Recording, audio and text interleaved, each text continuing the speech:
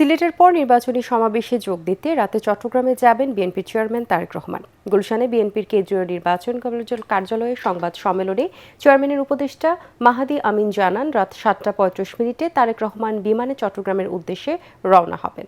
রোববার সকালে চট্টগ্রামের পোলো গ্রাউন্ডে সমাবেশে যোগ দেবেন তিনি। এরপর ফেনী, কুমিল্লা, দাউদকান্দি ও নারায়ণগঞ্জের সমাবেশে অংশ নেবেন বিএনপি চেয়ারম্যান।